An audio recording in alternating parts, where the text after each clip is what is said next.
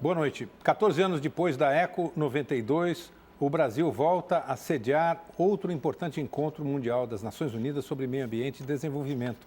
Representantes de 187 países, mais a União Europeia, discutem a partir de hoje em Curitiba, no Paraná, decisões a respeito de várias questões ligadas à biodiversidade e biossegurança. Como aplicar as ideias aprovadas na Conferência do Rio de Janeiro em 92, mas que ainda não puderam ser postas em prática. O Roda Viva também entra nessa discussão e entrevista esta noite a ministra do Meio Ambiente, Marina Silva. Ela tem uma história pessoal ligada à preservação ambiental e, como ministra, preside a Conferência das Partes em Curitiba. Filha de nordestinos que foram colonizar a Amazônia, Marina Silva nasceu no Acre e desde cedo trabalhou como seringueira e lavradora. Pegou malária, hepatite e teve uma contaminação por mercúrio causada por remédios que lhe causou sérias consequências. Foi tratar da saúde em Rio Branco, onde trabalhou como doméstica, se alfabetizou pelo Mobral e entrou num convento de freiras para continuar os estudos. Formou-se em História aos 26 anos e foi ser professora. Ligada ao movimento sindical, aproximou-se de Chico Mendes, o líder seringueiro assassinado em 1988, ano em que Marina Silva elegeu-se vereadora pelo PT em Rio Branco. Em 90 foi deputada estadual e em 95 elegeu-se senadora, sendo reeleita em 2003. Ambientalista premiada e reconhecida pela ONU, Marina Silva assumiu o Ministério do Meio Ambiente do governo Lula, anfitrião do encontro internacional que reúne este mês em Curitiba mais de 8.000 pessoas de todo o mundo. São 2 eventos. O que começou hoje, vai até o dia 17, é o MOP3, sigla inglesa do encontro dos países que se comprometeram a cumprir o protocolo de Cartagena sobre biossegurança. É a 3ª reunião do grupo. Principal debate: criar regras de segurança para o transporte e o comércio internacional de produtos transgênicos. O segundo evento, de 20 a 31 de março, é o COP8, 8ª Conferência das Partes, a reunião das nações que ratificaram a Convenção sobre Diversidade Biológica, uma das mais importantes conclusões da Rio 92. Reúne delegações de 187 países mais a União Europeia. Principal discussão: desacelerar a destruição da biodiversidade e dividir melhor os benefícios obtidos pelo uso dos recursos naturais. Bem, para entrevistar a ministra do Meio Ambiente, Marina Silva, nós convidamos Roberto Vilar Belmonte, repórter da agência IPS e um dos criadores da Rede Brasileira de Jornalistas Ambientais. Beto Ricardo, antropólogo e diretor do Instituto Socioambiental. Vera Diegoli, editora-chefe do programa Repórter Eco, da TV Cultura. Liana John, editora executiva da revista Terra da Gente. Marcelo Leite, colunista do jornal Folha de São Paulo e do blog Ciência em Dia. Sérgio Abranches, colunista do site O Eco e comentarista da rádio CBN. Também temos a participação do cartunista Paulo Caruso, registrando em seus desenhos os momentos e os flagrantes do programa. O Roda Viva, como você sabe, é transmitido em rede nacional de TV para todo o Brasil. Para participar, você pode fazer sua pergunta, sua crítica, sua sugestão pelo telefone 11 3677 1310. Repetindo, 11 3677 1310. Se preferir o fax, use o 11 3677 1311. 11 3677 1311. Você também pode acessar o próprio site do programa e mandar o seu e-mail. O endereço é www.tvcultura.com.br/Roda Viva. Boa noite, ministra. Boa noite. A principal questão que está sendo discutida em Curitiba, ou que será discutida em Curitiba, é sobre como rotular os produtos transgênicos, para simplificar. Qual é a posição oficial do Brasil? Essa discussão ela vem acontecendo já desde a implementação do protocolo e o ano passado, em Montreal, foi um debate bastante intenso, porque se trata de uma questão bastante complexa e agora nós estamos já em processo, já está acontecendo a MOP3 em Curitiba. E hoje nós tivemos uma reunião da qual participaram o ministro Roberto Rodrigues, a ministra Dilma, o presidente Lula, é claro, e eu. E a posição do Brasil foi definida pelo CONTEM, não é? A identificação clara dos organismos geneticamente modificados quando se trata do transporte transfronteiriço de organismos vivos geneticamente modificados.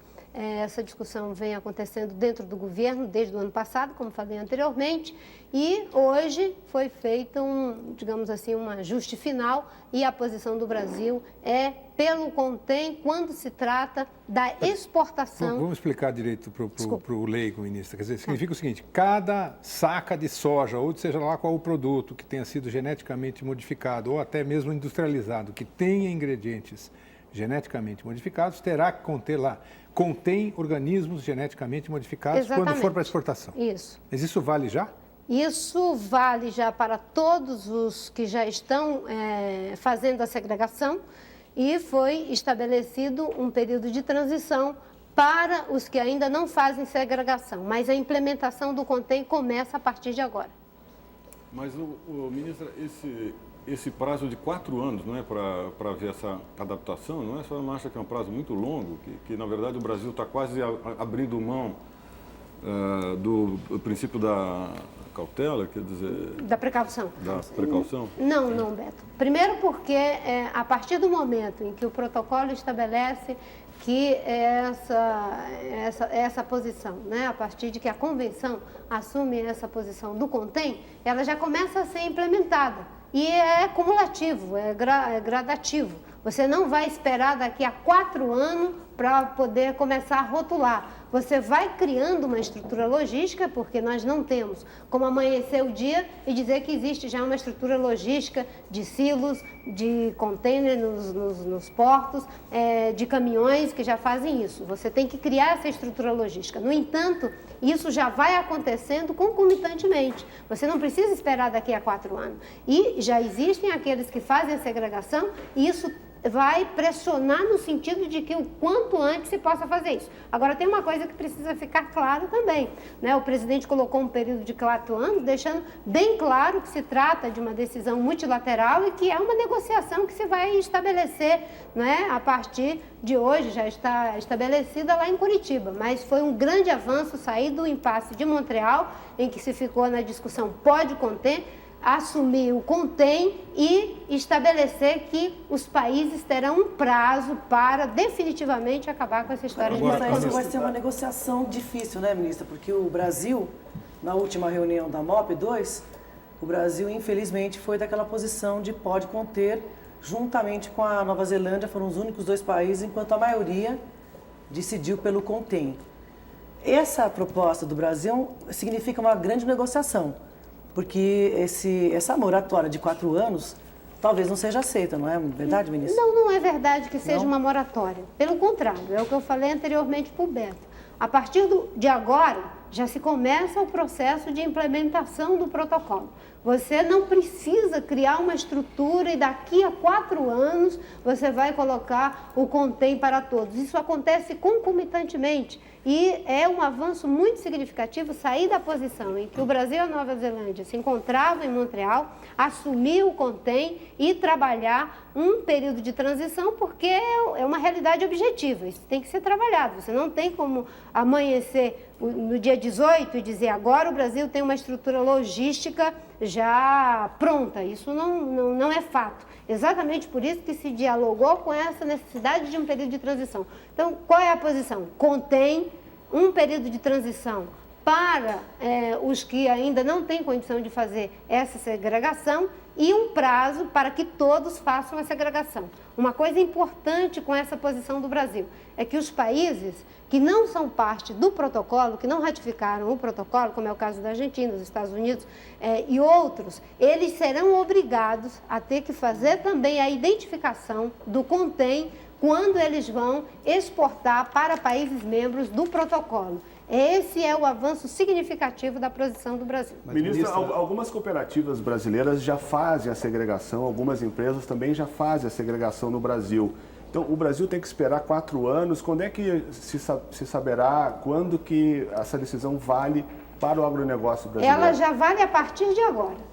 A única coisa que se introduziu, né, é esse período de transição. Mas isso não significa que tem que esperar 4 anos em hipótese alguma. O processo é cumulativo. Mas não é mandatório. Como? Se tem um prazo de 4 anos, não é mandatório de imediato. Não, ele é processual, é uma transição. Exatamente essa discussão ela já foi posta no âmbito do protocolo, quando os países ratificassem, teria, digamos, 2 anos para sair do pode conter para o contém. Né? Essa fase agora está superada, agora é contém peremptoriamente. Mas isso tem um custo, né, ministra? Eu acho que a grande questão que se discute no Brasil é a questão do custo. Os produtores, os exportadores argumentam que haveria um custo adicional de cerca, acho que o argumento é de 10%, se não me engano. Algumas ONGs falam que não chega a 1% do valor da soja exportada, por exemplo. A decisão do governo tomada hoje implica algum tipo de avaliação de que o custo calculado pelas ONGs é mais correto e por isso se decidiu em favor disso? Ou não, se decidiu que o custo calculado pelos produtores exportadores é o correto, é 10%, mas que o país tem que pagar esse custo para adotar uma regra que ambientalmente é considerada melhor? Algumas cooperativas que fazem, inclusive, a segregação, dizendo claramente que não contém organismos geneticamente modificados, elas colocam esse custo, e foi feito um estudo para isso, que dá conta de em torno, não é exatamente, mas de 10%. E há um outro estudo que foi apresentado dizendo que é 30%. De sorte que o governo, claro, vai fazer essa avaliação do ponto de vista técnico, mas a posição do governo, muito claramente, foi pelo contém, considerando a necessidade de fazer avançar o protocolo na sua implementação, sair da posição do pode conter e por uma coisa que o presidente Lula colocou muito claramente hoje na reunião. O Brasil é o único país do mundo que ainda pode ter os 2 modelos, o transgênico e o não transgênico, aquilo que nós chamamos de um modelo de coexistência e que nós precisamos implementar na realidade de um país megadiverso, na realidade de um país que pode ganhar 2 vezes com transgênico e não transgênico, é um modelo que permita essa coexistência, de sorte que a posição do Brasil é pela implementação clara do protocolo. Eu acho que antes que a gente descambe, ou no bom sentido, para uma discussão em que quem entende do assunto certamente vai se satisfazer, eu creio que em nome dos telespectadores tem que se fazer a seguinte pergunta. O que é que distingue um produto de telar contém ou pode conter? Porque parece uma discussão, para quem não entende, bizantina. Ora, contém ou pode conter, o que muda? Bem, o que muda preciso entender que o protocolo de Cartagena, ele está no âmbito da Convenção da Biodiversidade, que tem o objetivo de promover a proteção da biodiversidade. Os organismos vivos geneticamente modificados, eles podem causar dano à biodiversidade a partir da sua contaminação. O que nós estamos falando aqui não é do produto que está na prateleira, nós estamos falando do transporte transfronteiriço de sementes, de peixe ou de outras espécies que tenham eventos de organismos geneticamente modificados. Como forma de proteção da biodiversidade, é uma medida correta, porque o país que vai receber esses organismos geneticamente modificados, ele vai tomar as suas medidas de proteção. Mas ainda assim, contém ou pode conter não é a mesma coisa? Não é a mesma coisa, porque peremptoriamente você afirma que contém e o pode conter é algo ainda muito vago. Embora você diga todos os eventos de OGM, fica ao encargo do importador, né, fazer essa identificação de forma definitiva. Então é preciso, quer dizer, diz que com certeza tem e, portanto, ele assume que é. Ele assume que está, digamos, vendendo, né, exportando um produto geneticamente modificado. Na outra possibilidade, fica a critério de quem está importando fazer essa identificação. Aí as pessoas dizem, mas o custo vai ficar sempre para o país exportador. Não, você cria um círculo virtuoso, porque isso vai levar os países a fazerem a rotulagem. Embora não seja rotulagem, mas internamente os países, para fazer a rotulagem, eles precisam ter claramente se contém ou não contém organismos geneticamente modificados. Ministra, a senhora acha que com isso, com a mudança de posição do Brasil, vai mudar, vai se fechar o acordo? No âmbito do protocolo? No âmbito do protocolo. Com certeza. O impasse, havia um desconforto muito grande, né, dos 132 países signatários do protocolo, de que o Brasil e a Nova Zelândia ficaram com uma posição que não permitiu esse avanço naquela época em Montreal. E acho que hoje a discussão que tivemos com o presidente Lula, a decisão que ele tomou, considerando os vários aspectos, os aspectos de biossegurança e uma questão importante, que pela primeira vez o CNBS, que é o Conselho Nacional de Biossegurança, ele se atém àquilo que é a sua missão, a sua função, que é de se posicionar em relação às questões de oportunidade e conveniência. Às vezes as pessoas perguntam, mas o Conselho Nacional vai se ater em questões de mérito? Por exemplo, os cientistas, os pesquisadores, a CTNBio diz que não pode fazer uma vacina, aí os ministros vão reunir, vão decidir politicamente se vai fazer uma vacina? Claro que não. Agora, essa é uma decisão que pode sim ser tomada pelo Conselho e, no caso, pela última instância, que é o seu presidente, o presidente Lula. E a decisão é em função de que o Brasil deva ter o modelo da coexistência, que eu acho que é vantajoso do ponto de vista ambiental, porque nós somos número 1 dos países megadiversos, é vantajoso do ponto de vista econômico, porque o Brasil pode ganhar 2 vezes, e é vantajoso do ponto de vista social, porque com certeza nessa discussão há o aspecto forte da segurança alimentar. Você acredita que de fato o Brasil vá optar por essa coexistência, considerando aí um pouco o histórico dos transgênicos que entraram forçados no país?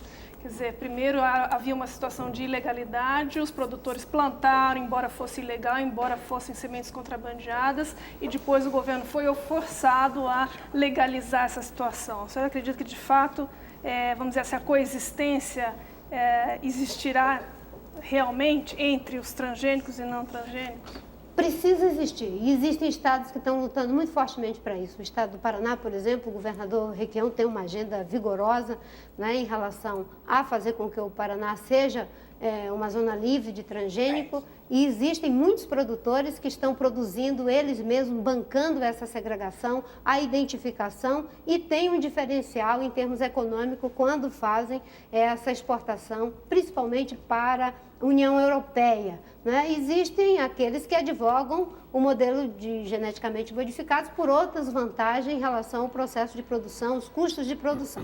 De sorte que o Brasil, na realidade que tem, ele pode sim ter os 2 modelos. No caso da soja, é inquestionável essa possibilidade. Em outros casos, como no caso do milho, que aí sim é uma questão mais complexa, aí tem que se ver essa estrutura que viabilizará esse modelo de coexistência. Mas nós não podemos permitir, no caso brasileiro, que aconteça o que aconteceu no México. O México tem uma variedade fantástica de espécies de milho crioulo que foram todos contaminados. E o Brasil não pode permitir isso, no meu entendimento, e eu acho que é com essa preocupação que o presidente Lula tomou hoje essa decisão, dialogando com a realidade de que se tem que fazer essa fase de transição, mas que imediatamente precisamos implementar o CONTEM de forma cumulativa e transitória. Ministra, vamos a alguma...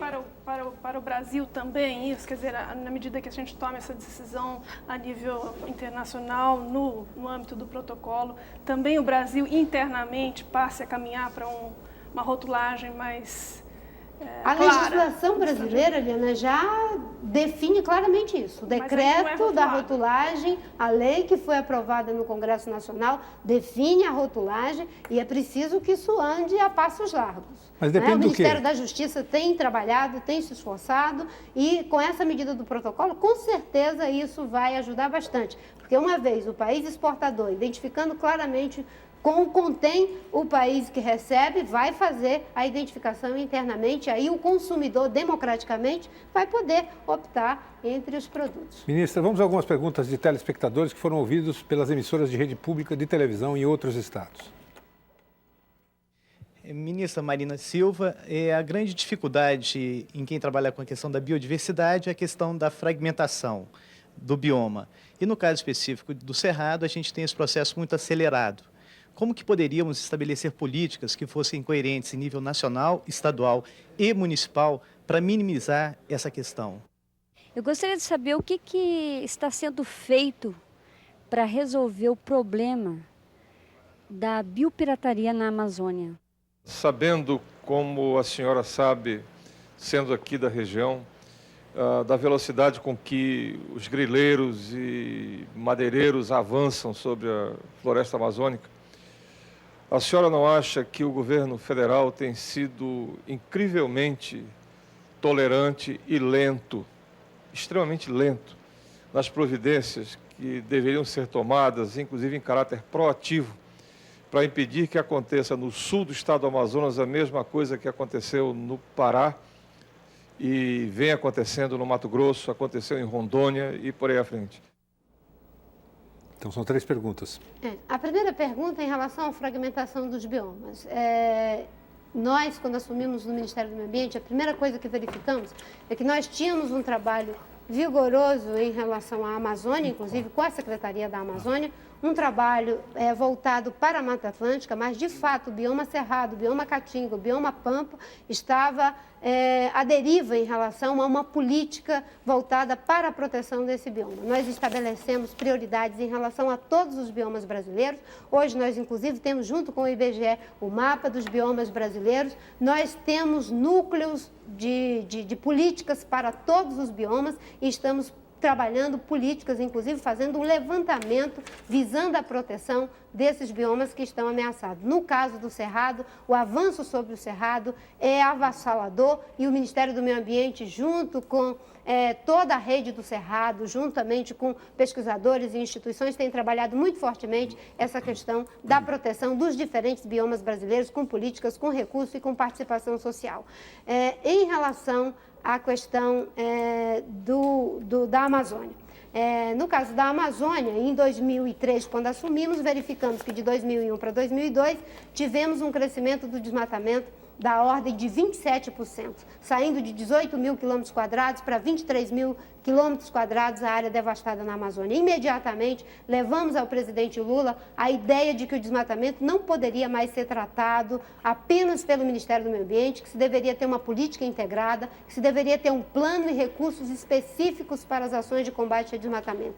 13 ministérios trabalharam políticas, o plano começou a ser implementado há mais de um ano e o resultado, eu posso rapidamente dizer, né, que você falou de omissão e de lentidão. Né? Nós já fizemos 9 grandes operações integradas, IBAMA, Polícia Federal. 245 pessoas foram presas por crimes ambientais. Só no estado do Mato Grosso foram dissolvidas 400 empresas fantasma que trabalhavam com a TPFs falsa. Eu posso te citar aqui que chegamos a fazer 23 operações simultâneas em o estado do Pará, que era o estado campeão do desmatamento em 2002, agora em 2005 teve uma queda de 31%. E mesmo o estado do Mato Grosso, campeão do desmatamento ainda, teve uma queda em 2005 de mais de 40%. E isso se verifica também em Rondônia, 18%, isso se verifica também em vários outros estados, inclusive no meu estado do Acre, graças às políticas que lá vêm sendo implementadas. A lógica da política de combate ao desmatamento para a Amazônia é ordenamento territorial e fundiário, e eu tenho uma parceria fantástica com o ministro Miguel Rossetto. Só para você ter uma ideia, foram inibidas na Amazônia 66 mil propriedades ilegais, coisa jamais pensada e feita na realidade da Amazônia, graças à portaria número 10.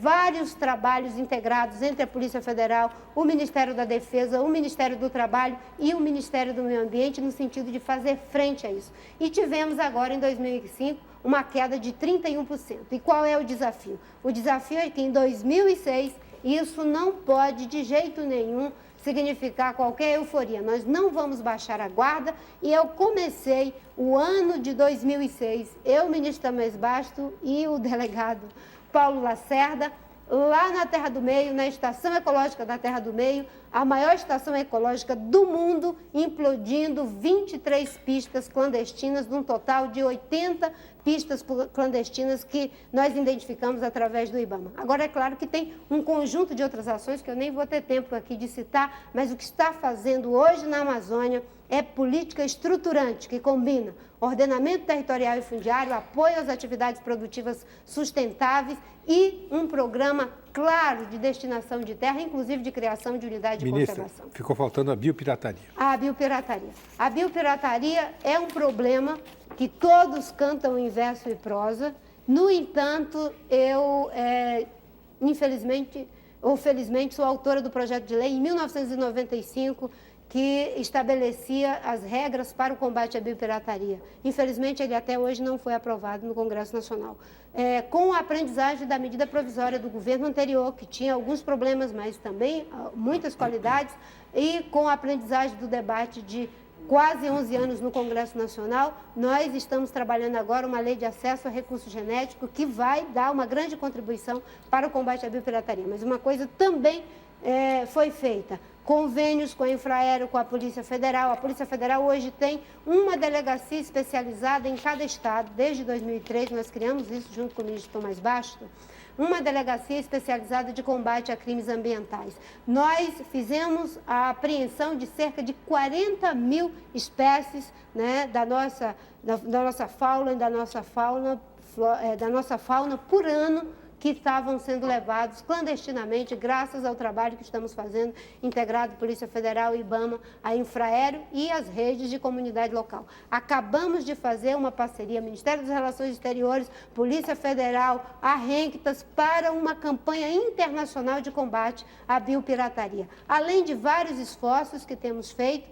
e que têm dado resultado significativo. Agora, é fundamental uma lei aprovada no Congresso, porque a medida provisória, ela estabelece sanções administrativas, mas não estabelece penalidades. E uma lei que não tem unha e não tem dentes, ela acaba se tornando inócua. Ministra, vamos fazer um intervalo, lembrando que a entrevista desta noite poderá ser encomendada em DVD, assim como todas as outras da série do Roda Viva, mais de 1000 programas, a partir de amanhã pelo site www.culturamarcas.com.br ou pelo telefone 0 operadora 11 3081 3000. E nós voltamos num instante com o programa que hoje tem na plateia Paulo Bastos de Oliveira, produtor de eventos, Fanny Ricardo, do Instituto Socioambiental, João Vitor Vilaverde de Almeida, estudante de jornalismo, e Cláudia Cruz Soares, do Instituto Ecoar para a Cidadania. A gente volta já já.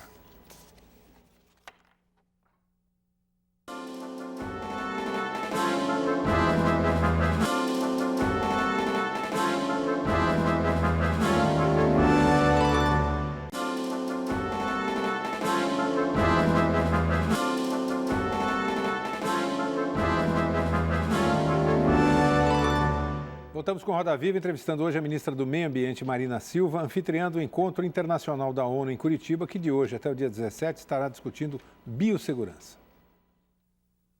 As regras de segurança para os organismos geneticamente modificados têm como ponto de partida o Protocolo de Cartagena, adotado em 2000.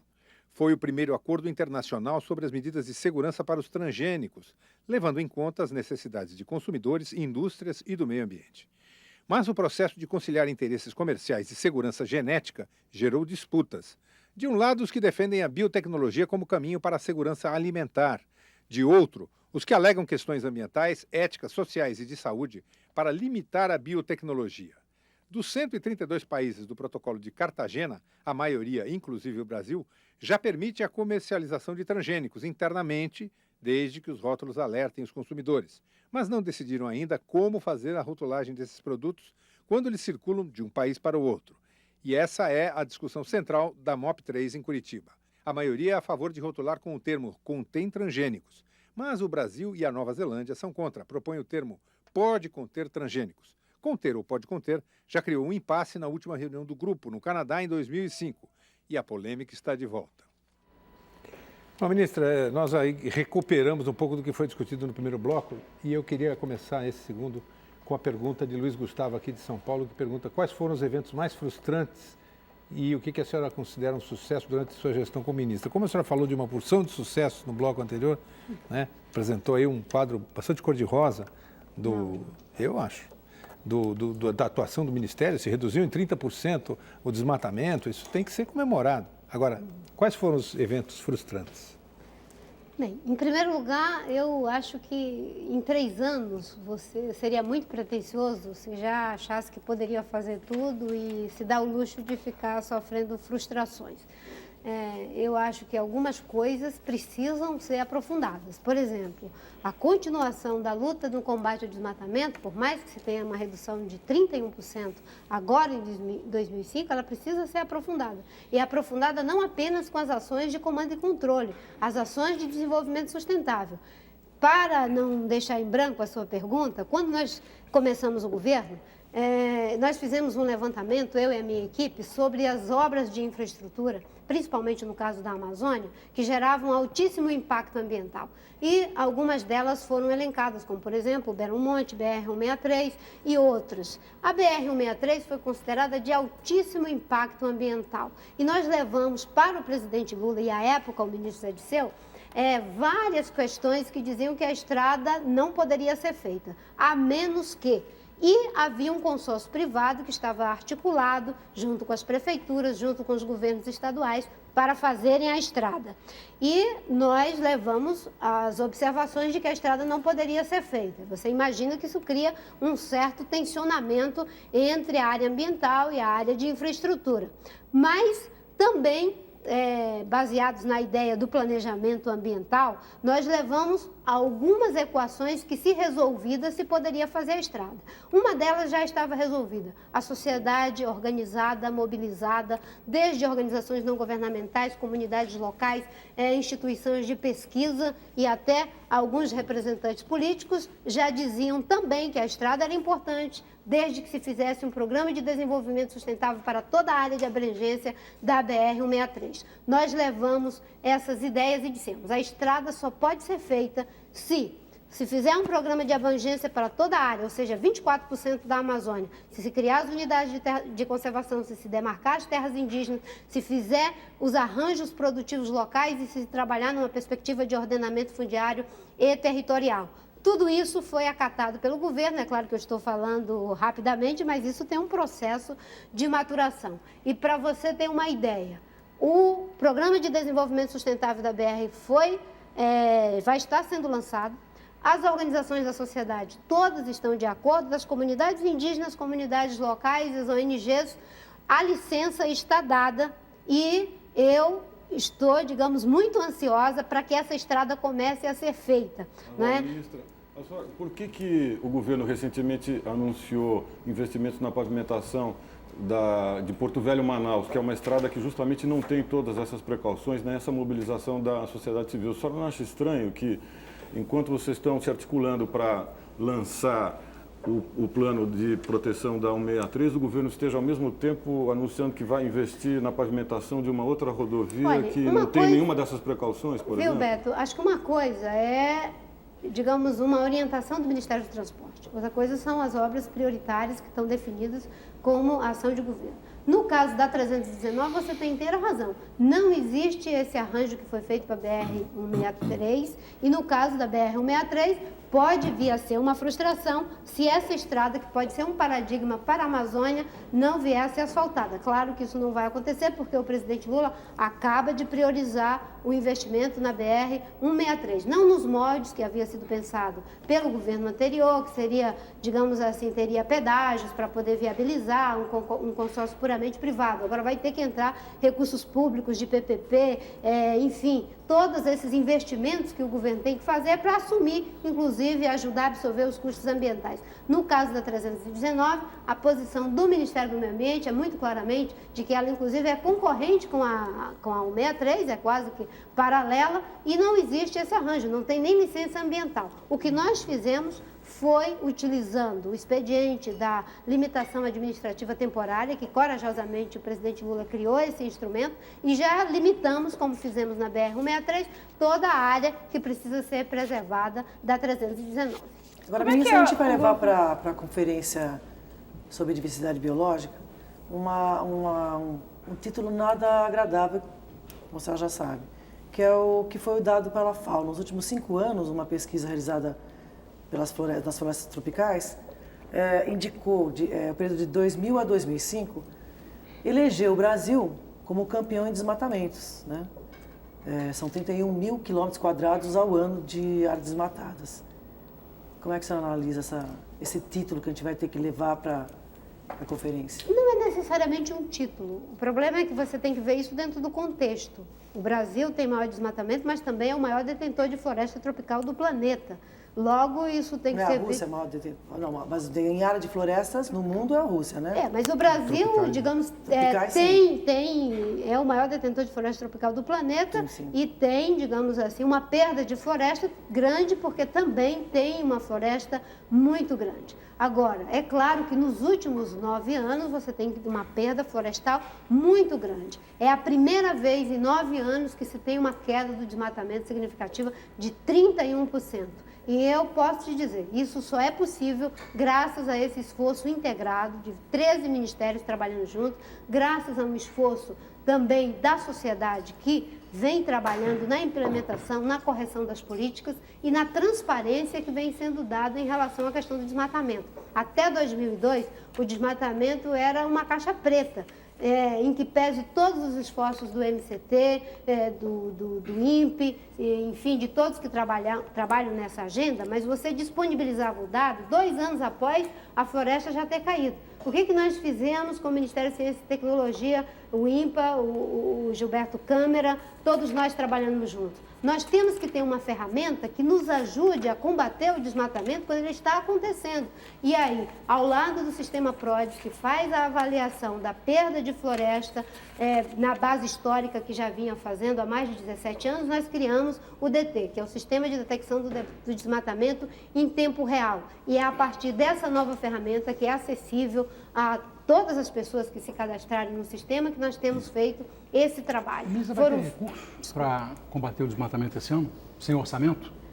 Não, tem orçamento. O orçamento não foi aprovado ainda pelo Congresso. Sim, mas aí eu acho que o Congresso tem que pensar isso no contexto do país. Eu sou parlamentar e jamais imaginaria que o Congresso Nacional não irá equacionar esse problema. Todavia, nós fomos previdentes. Logo no início do ano, nós nos reunimos com a chefe da Casa Civil e dissemos que os recursos para o plano de combate ao desmatamento não pode sofrer nenhum tipo de interrupção. Até agora temos manejado com recursos internos do próprio Ministério e essa semana o doutor Flávio Montiel, o doutor Marcos Barros estavam em Mato Grosso fazendo uma coisa fantástica, uma operação de combate ao desmatamento conjunto, o governo do Mato Grosso e o governo federal, acho que pela primeira vez fazendo um trabalho integrado e após a Operação Curupira, eu fiz questão de ligar para o governador veio a Brasília, fizemos já mais ou menos umas 4 reuniões e estamos trabalhando várias ações, criação de unidades de conservação no Mato Grosso, que é preciso criar,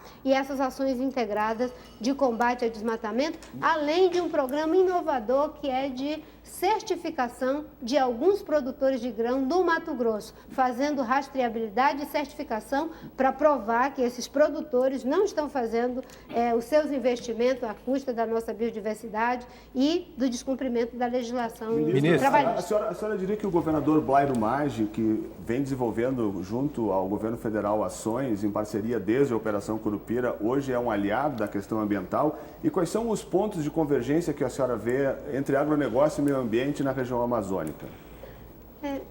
Olha, depois da Operação Curupira, que foi talvez uma operação paradigmática, no dia 22 de junho nós descemos em Mato Grosso com 480 policiais federais e 39 funcionários do IBAMA e desmontamos uma quadrilha que funcionava há 15 anos, envolvendo servidores públicos estaduais, servidores públicos federais e envolvendo despachantes, supostos empresários e assim por diante.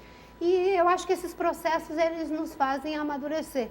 E o governador Blairo Maggi dissolveu o antigo órgão ambiental, criou uma Secretaria de Meio Ambiente. Ele é um aliado para a senhora? Com certeza, implementando o plano é um aliado, assim como o governo do Pará, que era o campeão do desmatamento, agora tem uma queda de mais de 30% no desmatamento. Estamos trabalhando juntos. Agora, se você me pergunta, essa relação é tranquila, é dada a priori? Não é. Ela é um processo em construção. Mas eu acho que as instituições públicas elas têm que acumular processo e fazer com que, digamos assim, a lei possa ser aplicada a partir desse olhar institucional de relação. Inclusive, o Mato Grosso tem um sistema de licenciamento em propriedade rural que foi apoiado e implementado pelo Ministério do Meio Ambiente, com o apoio do Ministério do Meio Ambiente, que agora está sendo generalizado para todo o país e particularmente para a Amazônia. Ministro, eu queria registrar que a senhora respondeu, direta ou indiretamente, as perguntas de Vera Vilela de São Paulo, Valdir Luiz do Mato Grosso do Sul e Reginaldo do Maranhão e Léa Machado de São Paulo, que queriam saber estratégia para combater a devastação da Amazônia, redução de desmatamento em Mato Grosso do Sul e outros estados. E agora a pergunta é de Roberto Requião, governador do Paraná, que quer saber sobre a ocupação de terras na Amazônia. Ministra Marina, você sabe a admiração que eu tenho por você, consolidada numa convivência longa no Senado da República. Mas a pergunta que eu lhe faço é a seguinte, ministra. A senhora não acha que essa história de concessões de espaços enormes na Amazônia para multinacionais substitui aquele medo que a gente tinha da ocupação militar da nossa Amazônia? Nós estamos entregando agora de dentro para fora aquilo que temíamos que nos fosse tomado de fora para dentro. A senhora não tem uma preocupação igual à minha, ministra, em relação a isso? Eu vou responder com o mesmo carinho e respeito que você se dirigiu a mim, Requião. A gente conviveu durante 8 anos no Senado e enfrentamos grandes batalhas juntos e ainda estamos enfrentando aí pela vida. Mas eu posso te dizer que o PL de gestão de florestas públicas, ao contrário do que muitos dizem, e no lugar de promover a entrega da Amazônia, ele preserva a Amazônia. É a única forma de você fazer com que as florestas continuem sendo florestas e continuem sendo públicas. O que acontece na Amazônia, o que vinha acontecendo na Amazônia era um verdadeiro assalto da grilagem de terra. E não se está fazendo destinação de área de forma indiscriminada. O que o governo aprovou é uma lei de gestão de florestas públicas num país que tem uma economia florestal, uma vocação florestal, que em 300 anos explora as suas florestas e não tinha uma lei de gestão de florestas públicas. E isso tem feito com que as pessoas façam grilagem de terra para poder pegar o recurso florestal. De sorte que esse PL, ele cria o Serviço Florestal Brasileiro, ele cria um fundo de apoio à atividade florestal e ele faz a destinação de área para, de acordo com licitações onerosas para grandes e médias empresas, a destinação de áreas para pequenos e médios manejadores comunitários, dentro de regras claras, a partir de manejo. Você não está titulando área, não está, em hipótese alguma, fazendo com que isso possa se constituir em privilégio para empresas estrangeiras, serão empresas nacionais. E a lei que foi aprovada no Congresso é uma cunha definitiva entre a grilagem de terras, a exploração predatória para a pecuária, a exploração predatória para a produção de grãos. De sorte que o que nós vamos fazer é valorizar nossas florestas em pé, com o manejo sustentável, com a certificação de origem. Já criamos o primeiro Distrito Florestal Sustentável. Para você ter uma ideia, numa área de 5 milhões de hectares, que se gerava 18 mil empregos a partir da grilagem, sem carteira assinada, sem levar em conta as leis trabalhistas. Nesse momento, com o Distrito Florestal Sustentável, se criará 100 mil empregos em condições socialmente justas, se fará um manejo em bases sustentáveis, sem ser a garimpagem das espécies como vinham sendo feitas, e ainda se arrecadará 1,8 bilhão de reais por ano em ICMS para investimento nas prefeituras. E a destinação não é de toda a Amazônia, é de apenas 13 milhões de hectares por uma experiência de 10 anos. De sorte que estamos fazendo algo inteiramente responsável para mostrar que a floresta de pé é mais rentável do que ela derrubada, aonde se vai fazendo a garimpagem dos nutrientes do solo e depois vai se abandonando o solo. Hoje na Amazônia já existe 160 mil quilômetros quadrados de área abandonada e semi-abandonada. Se utilizar essas áreas corretamente, como está previsto no plano que o Ministério da Agricultura está trabalhando no Programa de Desenvolvimento Sustentável para a Agricultura, nós dobraremos a nossa capacidade de produzir grãos e de rebanho bovino sem precisar derrubar mais um pé de mato. Ministra, eu gostaria de voltar à questão dos números. Eu concordo com o Marcum que a sua visão talvez seja um pouco rosa e é perfeitamente compreensível vindo de uma pessoa do governo. O governo acho que merece todos os cumprimentos pelos esforços que tem feito, que são visíveis. O Brasil inteiro deve comemorar a redução de 31% no desmatamento, ninguém em sã consciência pode colocar isso em dúvida, mas o fato é que foram 18.900 km² de floresta. ele só foi uma redução de 31% porque vínhamos de uma base absurda de 27.200 km² no ano anterior, que foi a segunda maior taxa de desmatamento da história medida. Se me permite, Marcelo, fazer só uma correçãozinha, que a gente teve uma queda anterior de desmatamento, que foi justamente dos 29 mil, que exatamente, era de 1995, caiu, 95 caiu. Mas de qualquer modo... Eu falei nos últimos 9 anos, né? Nos últimos mas 9 a gente anos. tem uma história anterior. Não, mas de qualquer modo... eu fiz um recorte dos últimos 9 anos, é claro que eu tenho consciência que de 95 para 96, quando chegou aquele número absurdo, veio aquela medida corajosa de aumentar a reserva legal na Amazônia de 50% para 80%. Eu sei exatamente esse recorte. Estou falando nos últimos 10 anos, 9 anos, após aquela queda, correto? Até porque os segmentos se reagruparam e voltaram de novo a devastar com toda a força. Mas eu quero enfim, só para concluir a questão, de qualquer modo, mesmo vamos fazer um exercício de especulação, mesmo que este ano a gente repita a fantástica soma de 18.900 km² de desmatamento, esses 3 anos de governo Lula vão representar 65.000 km² de desmatamento. Na média, dá mais de 21 mil por ano, que é uma cifra absurda e é maior do que qualquer cálculo que se faça sobre o período Fernando Henrique Cardoso. Primeiro mandato separado, segundo mandato separado, ou os 2 mandatos juntos. Como é que isso é um indicador correto, objetivo, suficiente da sua gestão no Ministério? Olha, quando entrei no Ministério do Meio Ambiente, eu sabia que era um desafio muito grande. E quando você diz que eu faço uma avaliação honrosa por ser do governo, eu discordo de você. Eu faço uma avaliação de que tivemos ganhos e que esses ganhos precisam ser reconhecidos e celebrados, até porque eles não são fruto da ação exclusiva do governo. O que o governo está fazendo não tem nada de novo. O que o governo está fazendo é colocando em prática aquilo que a sociedade já estava careca de dizer. Desmatamento não dá para ser combatido apenas pelo Ministério do Meio Ambiente. Tem que ser uma ação integrada.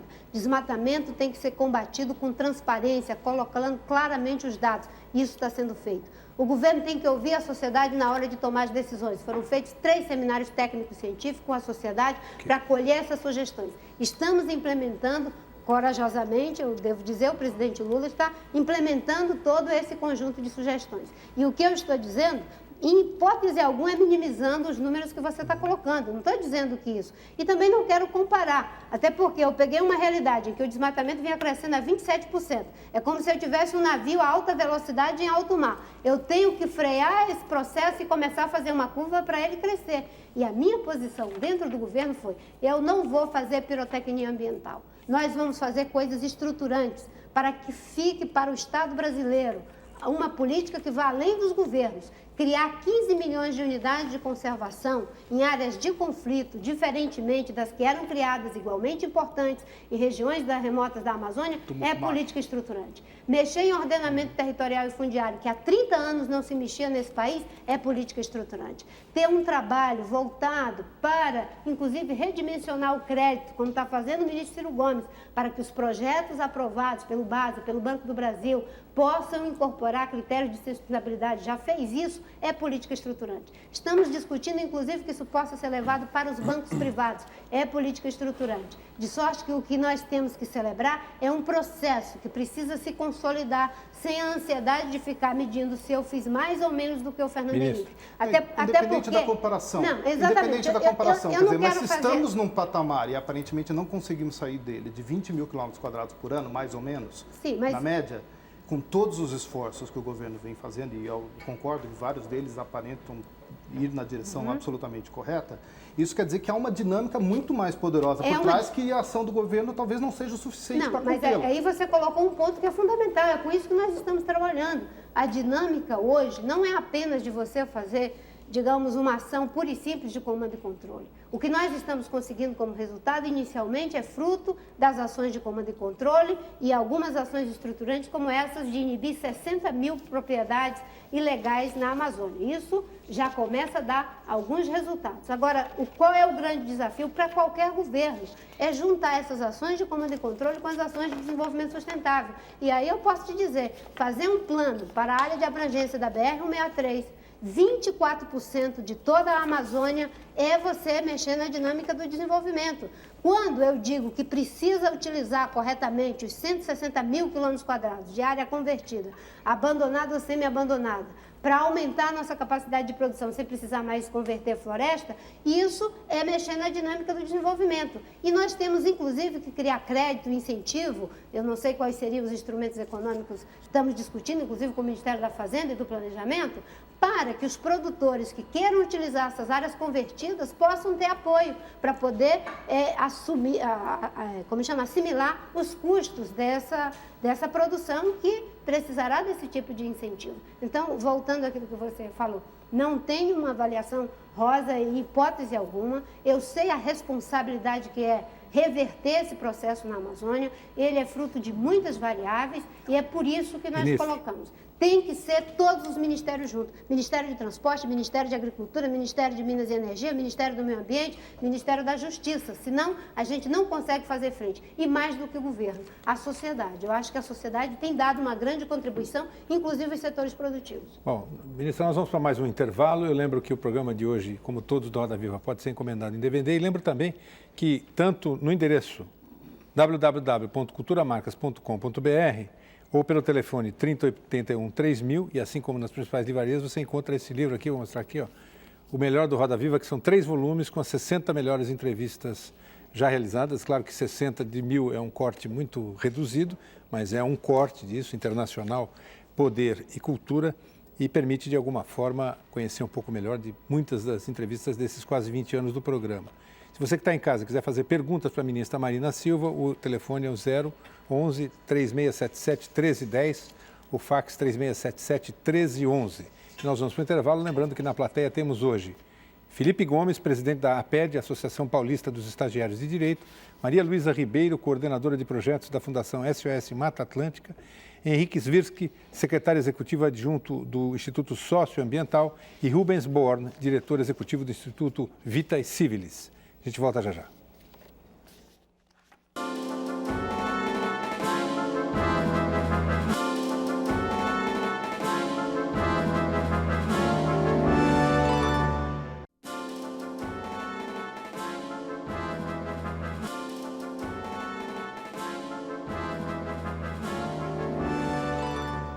Voltamos com o Roda Viva, que esta noite entrevista a ministra do Meio Ambiente, Marina Silva.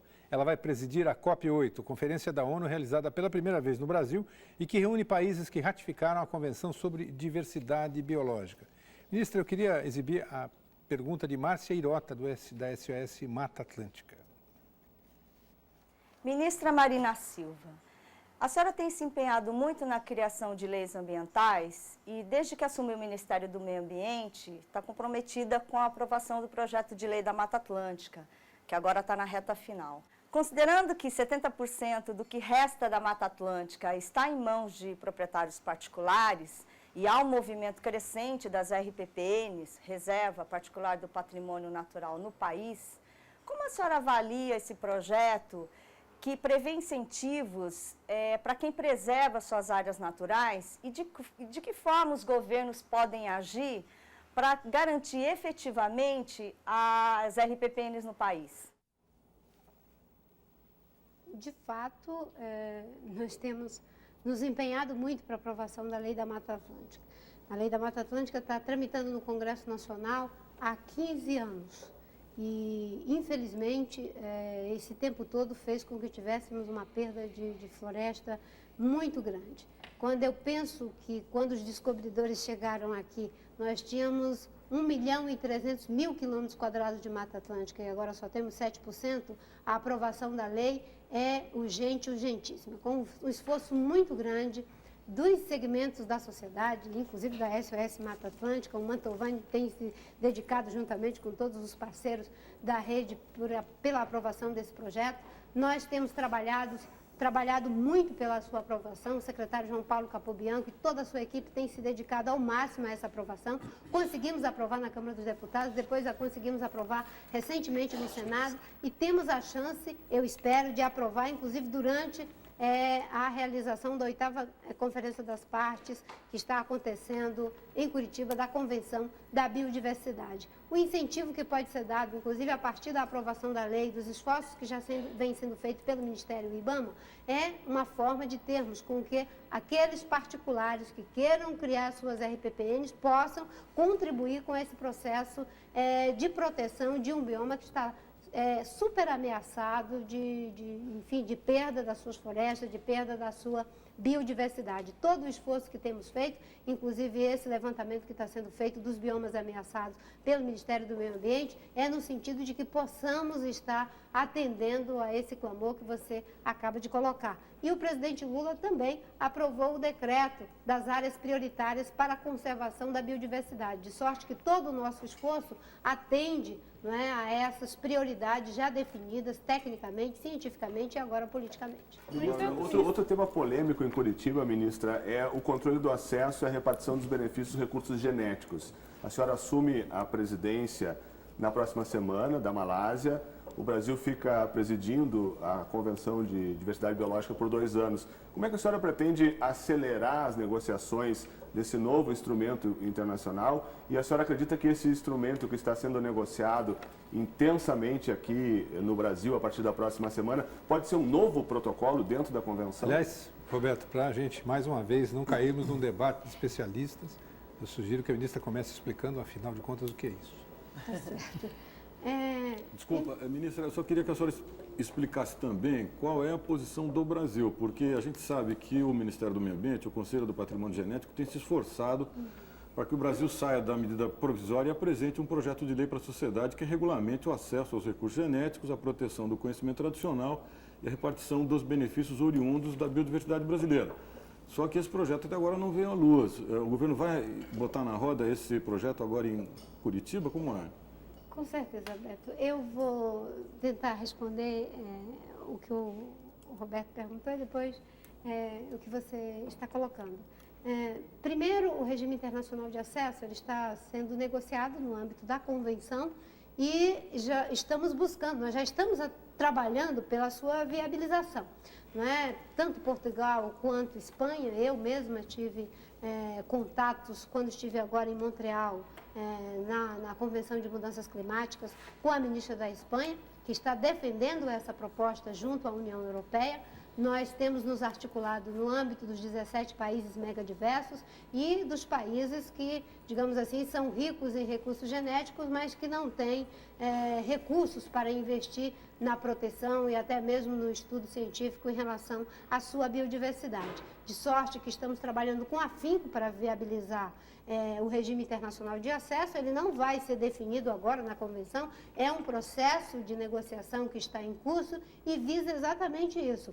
Não facilitar o acesso, mas que o acesso possa ser prévio, informado, que se estabeleça a justa partilha de benefício, inclusive respeitando a autonomia das comunidades locais em relação aos seus saberes e aos seus conhecimentos tradicionais. Eu peço que a senhora explique para quem não é do ramo o que é que significa isso, a questão dos benefícios e esse acesso, afinal de contas. O que é isso? A partir de 1992 foi estabelecido na Convenção, na ECO 92, né, no âmbito da Convenção da Biodiversidade, que cada país é autônomo em relação aos seus recursos genéticos e biológicos. E de que cada país deva fazer leis para possibilitar o acesso aos seus recursos genéticos e biológicos. Então, para você acessar os recursos naturais, os recursos genéticos do Brasil, você tem que respeitar a legislação brasileira. E Quer dizer, não pode vir um estrangeiro aqui e pegar tudo. De jeito nenhum. Com a lei aprovada, tanto no âmbito dos Estados nacionais, quanto esse instrumento vinculante internacional no âmbito da Convenção, quem acessar os recursos do país tem que declarar a origem, remunerar o país, se alguma vantagem comercial tiver, e remunerar as comunidades locais ou tradicionais, caso sejam utilizados seus conhecimentos tradicionais. Isso é exatamente para evitar a biopirataria, o uso indevido do recurso e o uso indevido dos conhecimentos. A lei que o Beto falou, a lei ela foi trabalhada, como eu já falei anteriormente, muito fortemente dentro do SEGEM, várias contribuições, enfim, da comunidade científica, das empresas, das comunidades locais, dos diferentes setores de governo foram aportadas para o projeto. O projeto foi encaminhado à Casa Civil e houve alguns ajustes, estão acontecendo alguns ajustes da parte de outros setores do governo. A nossa expectativa, as últimas 2 reuniões que tivemos, é que isso possa se concluir, eu espero, inclusive até o final da 8ª Conferência das Partes em Curitiba, e que se possa enviar ao Congresso ou levar para consulta pública. Né? É claro que há uma expectativa de que possa ser disponibilizado para consulta pública. Aí tem que se fazer uma avaliação. Manda para o Congresso e faz a consulta pública dentro do Congresso e a gente já acelera o processo de tramitação, ou faz a consulta pública antes. A senhora podia dizer quais são os principais pontos polêmicos? Por que há divergência entre setores do governo com relação a esse projeto? Por que se demora tanto? Porque deve haver alguns pontos muito polêmicos, não é isso? Em relação a essas questões que eu falei anteriormente, há um acordo praticamente de que isso é consenso por todo mundo. A questão da autonomia das comunidades locais em relação à questão dos seus saberes, a remuneração por esses conhecimentos. Aí você tem mais uma forma de como você vai estabelecer o benefício de um modo geral. Como você vai evitar o que já tem hoje no âmbito do decreto da medida provisória, que você acabou burocratizando demais o processo para pesquisa, para bioprospecção. Você criou um sistema que, em função até do aprendizado, não teve como se precaver em relação a essas questões. E agora se está tentando reparar esses aspectos. Mas eu espero que o quanto antes possa ser disponibilizado para os diferentes segmentos da sociedade, seja ainda na Casa Civil ou seja dentro do Congresso Nacional. Para ser específico, ministra, para a bioprospecção, a repartição de benefícios vai ser suspensa? Bem, em primeiro lugar, uma discussão que nós... O problema é que esse processo está sendo coordenado pela Casa Civil. No momento que eu explicitar todas as questões, eu estou, digamos assim, tirando essa lógica de um debate interno e já colocando posições. Mas talvez uma coisa interessante que a gente possa observar. Por exemplo, na lei anterior, se você vai fazer bioprospecção, se você vai fazer o uso de determinados recursos, de determinados produtos da biodiversidade, já se previa que tinha que entrar numa negociação complexa, exatamente, visando que pelos cientistas era encarado como um entrave à pesquisa. Exatamente, alguma forma de remuneração por algo que você não sabia nem se ia dar algum resultado, algum benefício econômico. Essas questões estão sendo revistas, de que esse processo possa ser simplificado para que haja mais estímulo ao uso da biodiversidade. Mais uso da biodiversidade, mais repartição de benefício, mais repartição de benefício, mais proteção para a biodiversidade. É uma forma de valorização. Talvez eu possa adiantar algumas coisas dessa natureza, porque, de fato, esse debate ele tem sido intenso, mas eu acredito que o projeto que vai ser encaminhado ao Congresso ou disponibilizado antes para a sociedade, ele vem com a aprendizagem de 12 anos de disputa, de debate no Congresso Nacional, de implementação da medida provisória do governo anterior e desse novo olhar, em que a participação social foi constante, os diferentes setores se manifestaram. Agora, é um ajuste interno de governo. Ministra, a senhora não acredita que nesse hiato imenso de discussões, quer dizer, no período que se começou essa discussão até agora, se desestruturaram as primeiras iniciativas positivas no sentido de usar adequadamente a biodiversidade?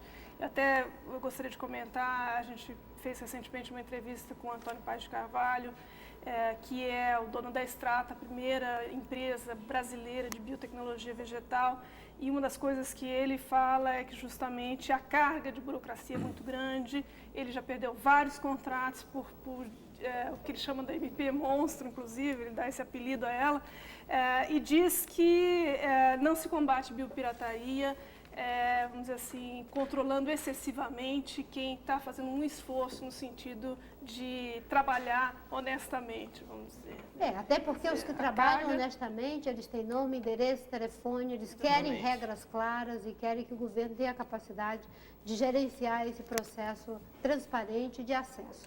Né? Eu talvez fosse muito cômodo da minha parte satanizar a medida provisória. Ela tem vários defeitos, mas mesmo com a medida provisória já se avançou muito no sentido de viabilizar o acesso no Brasil. E a experiência que nós temos tido dentro do SEGEM é de que esse processo, na medida do possível, no marco da medida provisória, tem sido simplificados e vários projetos têm sido aprovados no âmbito do SEGEM. É por isso que nós estamos trabalhando muito fortemente para que se aprove logo a lei e que se tenha, digamos assim, mais estímulo ao uso da biodiversidade, mais uso, mais repartição de benefício, mais proteção, porque é isso que vai fazer com que a nossa biodiversidade deixe de ser prejudicada, né? A perda, né? O relatório ecossistêmico do milênio, que foi feito por 1.300 pesquisadores de todo o mundo, dá conta de que nós estamos tendo uma perda de biodiversidade só comparada à época da extinção dos dinossauros. De sorte que nós temos que trabalhar e trabalhar muito velozmente, e esse trabalho é de conservação, mas é também de uso sustentável da biodiversidade. Mas, ministra, foi feita inclusive uma pesquisa sobre o resultado da Conferência Nacional de Meio Ambiente, sobre os itens, os projetos mais importantes do governo entre os delegados, 1.100 delegados. E eles elegeram a educação ambiental como um programa, um dos melhores programas do Ministério do Meio Ambiente. Agora, como você acabou de falar, nesse momento a gente está vivendo a pior extinção em massa de espécies desde a extinção dos dinossauros. Eu acho que a população, por exemplo, brasileira, não tem ideia do que está acontecendo com relação à biodiversidade em geral. Será que não está faltando um pouquinho mais de divulgação, de transparência, de dados, de trabalho com a população em geral? De falar mais a linguagem da população em geral? Será que nós não estamos conversando mais entre pessoas do setor e pouco com pessoas envolvidas? Será que não teria que fazer uma campanha população em geral sobre esse perigo que nós corremos? É que a perda da biodiversidade é um processo avassalador no mundo inteiro, nos países em que você já teve uma perda enorme de biodiversidade, que tiveram o seu desenvolvimento econômico, social, à custa de uma grande perda de biodiversidade. Os países em desenvolvimento, eles vivem um dilema, proteger a sua biodiversidade e proteger o desenvolvimento econômico. Para você ter uma ideia, o produto interno bruto do Brasil tem 50% na sua biodiversidade. Exploração de madeira, de pesca e de tantas outras atividades para além dos serviços ambientais. De sorte que proteger a biodiversidade é fundamental e estratégico para todos nós e mais particularmente para países em desenvolvimento. A questão da educação e da consciência. Eu sempre digo que a gente sai da fase da consciência difusa para a fase da atitude concreta. E eu acho que avançamos muito no que concerne essa consciência difusa. Falta aquela atitude prática. E, às vezes, é muito fácil defender meio ambiente no ambiente dos outros, né? Difícil é defender meio ambiente no ambiente da gente. De sorte que esse trabalho de educação ambiental ele tem sido muito grande. Nós intensificamos sobremaneira nos últimos 3 anos as redes de educação ambiental. Vamos sediar agora em abril o encontro ibero-americano, da Rede Ibero-Americana de Educação Ambiental, que vai acontecer em Santa Catarina. Nós realizamos 2 conferências nacionais de meio ambiente. A primeira conferência nacional envolveu 66 mil pessoas, a segunda conferência 80 mil pessoas. Realizamos a primeira conferência infanto-juvenil, mobilizando 5 milhões de jovens e adolescentes. A segunda vai acontecer agora em abril, mobilizando cerca de 15 a 20 milhões de jovens e adolescentes. E estamos num trabalho bastante profícuo com o Ministério do Meio Ambiente, com o Ministério de Educação, fazendo todo o treinamento dos professores para que a educação ambiental possa ser também oferecida nas escolas, no âmbito do sistema, de forma transversal. Existem 2 coisas que precisam ser feitas. As ações voltadas para a proteção, a dinâmica do desenvolvimento, que é concreto e real e que faz perder a biodiversidade, e essa consciência, aonde o próprio cidadão, aquele que quer adquirir um produto no mercado, ele impõe a qualidade do produto que ele quer. Ele quer uma mesa, mas ele quer mesa certificada. Ele quer consumir grãos, mas ele quer consumir grãos que não são às custas da destruição da Amazônia, por exemplo. Eu acho que essa consciência transformada em atitude faz a diferença. Ministra, nós vamos para mais um intervalo. Eu lembro que quem quiser fazer perguntas pode usar o telefone 0 operadora 11 3677 1310. repetindo 3677-1310, e registro que a entrevista de hoje é acompanhada na plateia por Cauã Borges, da Fundação SOS Mata Atlântica, Cristina Uchoa, jornalista do site amazonia.org.br, Valdemar Faria, diretor-presidente da W Quality, e Vininha de Moraes, diretor de comunicações do Hotel Crown Plaza. A gente volta já já.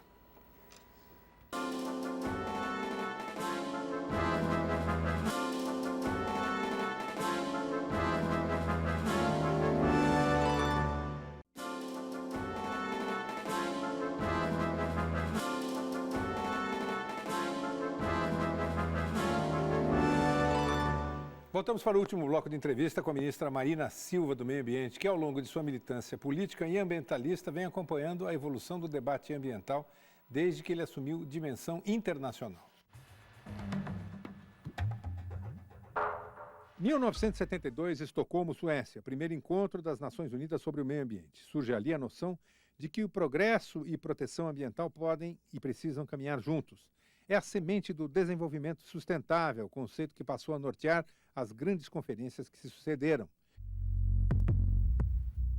1992, Rio de Janeiro. O debate mundial chega ao Brasil. A Eco 92, maior encontro sobre meio ambiente e desenvolvimento até então realizado pela ONU, é um marco histórico. Reconhece a questão ambiental como um problema planetário e estabelece para 174 países compromissos de desenvolvimento sustentável e de proteção do clima e da biodiversidade. 2002, Joanesburgo, África do Sul. O mundo se reúne de novo, agora para colocar em prática as decisões tomadas em 92. Mas o debate não caminha e o discurso da proteção ambiental muda para o discurso da denúncia.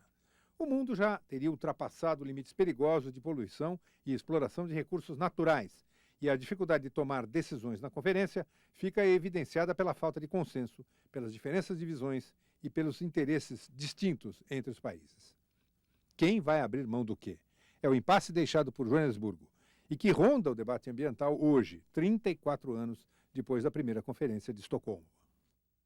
Ministra, eu queria saber o seguinte, nós andamos para diante, né, de 72 para cá, porque a sensação é que se olha as estatísticas, nós que eu digo o mundo como um todo, e o Brasil mais ainda, se olha as estatísticas, dá a impressão que não. Se olha essa tal consciência vaga que a senhora mencionou no bloco anterior, sim, todo mundo é ecologista, ambientalista, limpo, puro e são, até recolher a primeira latinha de alumínio na praia da esquina para vender e refazer o ciclo de produção de alumínio. Avançamos. Eu acho que o homem ter consciência de que vivemos a era dos limites é um avanço. Infelizmente, nem todos têm essa consciência. E alguns ainda ficam resistindo e querendo destruir os recursos de milhares e milhares de anos pelo lucro de apenas algumas décadas. Eu acho que esse é o desafio que está posto para a humanidade, né? Agora, é claro que nós estamos no olho do furacão. Quando alguém chega e diz que a nossa perda de biodiversidade já é semelhante à da época da extinção dos dinossauros, é algo muito grave. E quando eu li essa informação no relatório ecossistêmico do milênio, eu me lembro de uma cena que o meu pai fazia roça de subsistência no Seringal. E, de repente, ele brocou uma capoeira para fazer o roçado e deixou um pé de jurubeba. E várias lagartas que devoram as folhas estavam no pé de jurubeba. E eu falei, ele derrubou todo o entorno. Eu disse, papai, o senhor não vai derrubar o pé de jurubeba? Ele disse, não, vou deixar aí que elas vão se ferrar. E elas ficaram comendo toda a jurubeba, porque elas atacavam depois o arroz, principalmente o feijão, né? Ele, com a cabeça dele de lavrador, já sabia que elas iam dar prejuízo, não estava ligado na biodiversidade. Mas ele deixou só o pé de jurubeba lá. E, de repente, quando elas acabaram de comer todo o pé de jurubeba, elas morreram todas. Quer dizer, quando eu vi essa informação, eu digo, meu Deus, será que nós já estamos no pé de jurubeba? Será que essa coisa já é tão avassaladora assim? Mas o importante é que existe uma consciência. O que se avançou de 92 para cá, com estruturas multilaterais, no âmbito dos Estados nacionais, se você verificar o que se criou hoje em termos de organização... Aí chega os Estados Unidos e diz que não assina o protocolo de Quioto. Aí chega o setor do agronegócio brasileiro e diz que não é bem assim, que determinada lei não é bem assado, e isso gera uma enorme discussão e debate. Quer dizer, todo esse avanço não é um pouco utópico? Olha, eu acho que se nós não tivéssemos utopias, nós tínhamos parado bem antes da roda, sabe? Eu acho que o que faz rodar e girar esse processo é a utopia. Eu acredito nisso. Muitas vezes, né, eu fui chamada de sonhadora por várias razões, né? E eu acredito que o que mobiliza as pessoas é isso, é o sonho, é acreditar. E quando você cria espaços institucionais para fazer essa disputa, para fazer a negociação, você faz isso democraticamente, você consegue avançar. Lamentavelmente, existem alguns setores que eu considero que estão bastante atrasados em relação à percepção do que se tem hoje do mundo. Hoje, pensar...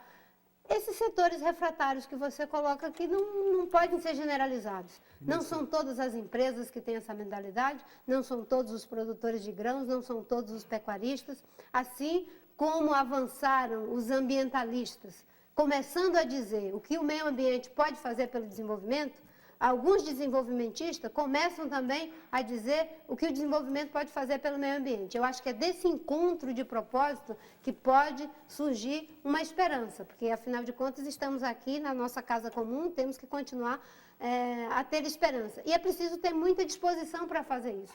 Eu fico vendo as pessoas que lutam pelos direitos dos índios, né? O Beto é um deles, né? Essas pessoas, muitas vezes, elas são tratadas como se elas fossem contra o progresso, porque o progresso é tomar a última terra indígena para fazer tudo virar pastagem, ou seja lá o que for. No entanto, é esse progresso, com essa mentalidade atrasada, que fez com que o Brasil, que no início do seu descobrimento tinha 5 milhões de índios, agora só tenha 700, 400 mil índios. Nós perdemos 1 milhão de índios a cada século.